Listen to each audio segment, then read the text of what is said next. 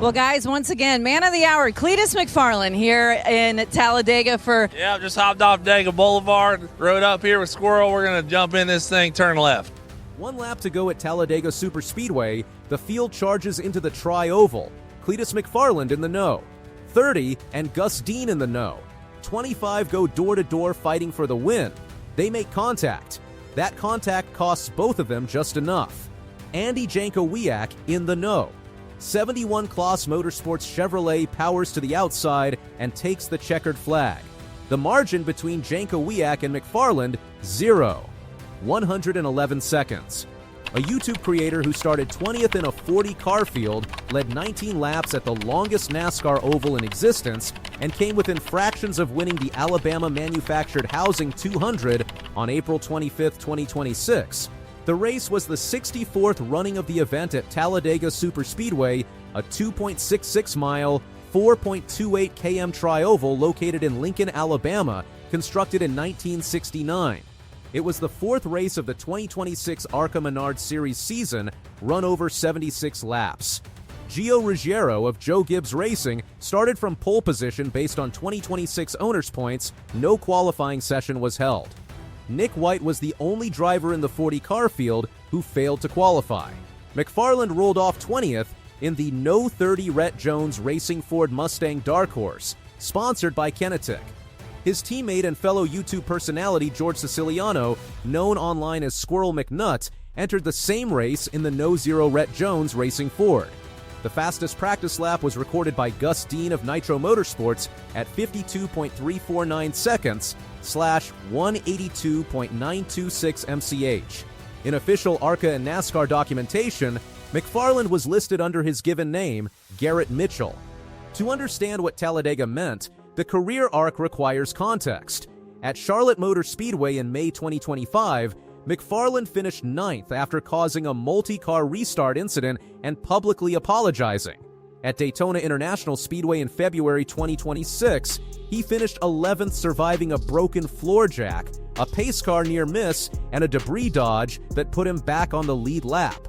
3 weeks before Talladega, on April 4, 2026, at Rockingham Speedway, he made his NASCAR O'Reilly Series debut in the know. 33 Richard Childress Racing entry started 35th, finished 32nd after a spin on lap 4 and another on lap 206. On that same day at the same track, he finished 4th in the ARCA Menards Series East race. NASCAR had responded to his earlier incidents by stating publicly that McFarland needed more experience in the lower divisions before competing in O'Reilly Series races at bigger superspeedways. Talladega was the biggest stage available to him in ARCA and the most important race of his career.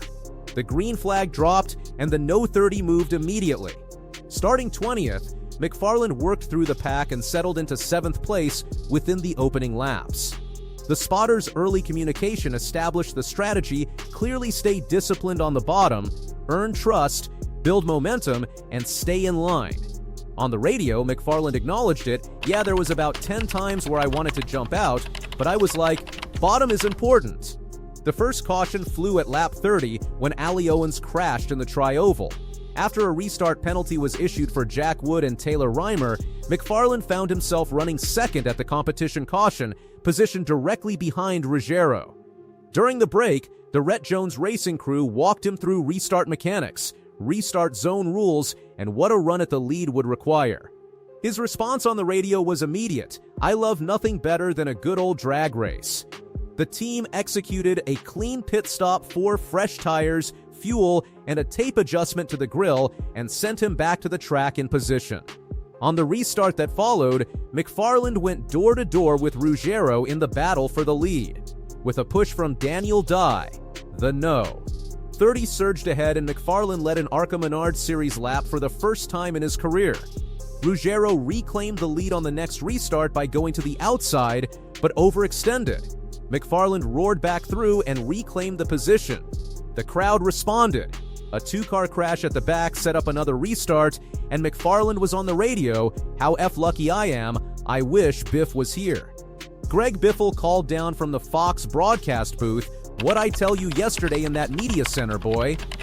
"You said driver to the front, buddy," McFarland replied. "Brother, I am winning this race. I'm winning this race for Biff. Then from pit road, Carson broke in, brother. They yelled at you like you were Dale Jr. when he took the lead. So just listen to Kevin and get this thing home. During a caution period, the spotter asked what was on his mind. McFarland's reply, "Oh man, I'm thinking about how lucky I am. I'm living the dream. There's no other way to put it. I'm just so thankful for all the people that support me." He led a career-high 19 laps across the race. Gio Ruggiero led the most total laps, 45. With approximately 6 laps remaining, the big one arrived. Will Kimmel was pushing Thomas Annunziata on the outside line when Annunziata got turned down into Ruggiero. The incident collected multiple cars.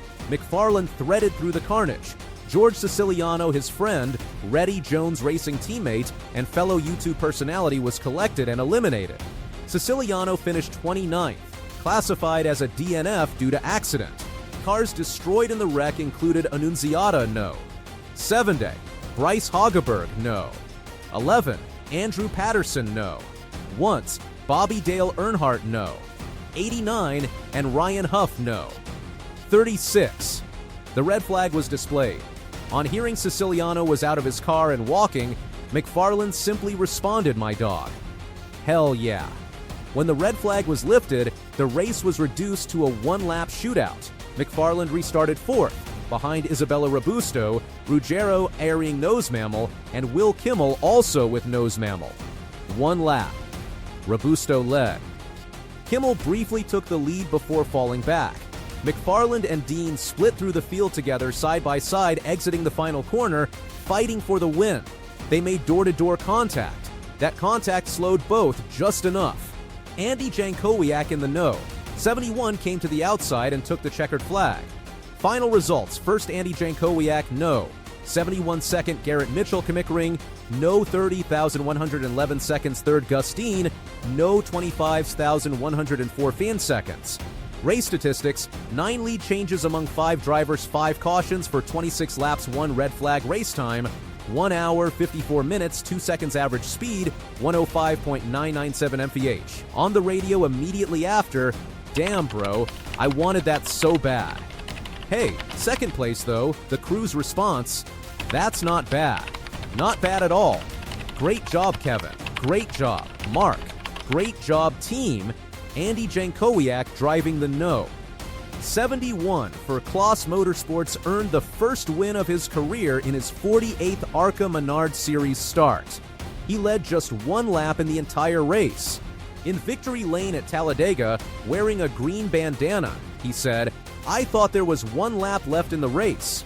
The radio was super staticky. I'm still this effort. Everything that got me to ARCA and everything after that's come, there's been no greater team combination. This never been more of a team effort, standing in victory lane at Talladega. What an adventure." This one's for my best friend Steve Mendoza. "I'm wearing a green bandana for him. I love him so much and I know he's home watching." Post-race, McFarland delivered 2 sentences that defined the day. First, "That is the greatest race I have ever been a part of." Second, "That is the most fun I have ever had with my clothes on." On the final lap contact with Dean, "I dove the middle there. I probably should have gone high." The crew chief's response: "Honestly though, Clay, like as hard as you got hit off of 4 and as sideways as you got, it's kind of like last week we probably should have been wrecked there. So, really good car control." To the entire team and the live stream audience, thank you, brother. Thank you, everyone watching online.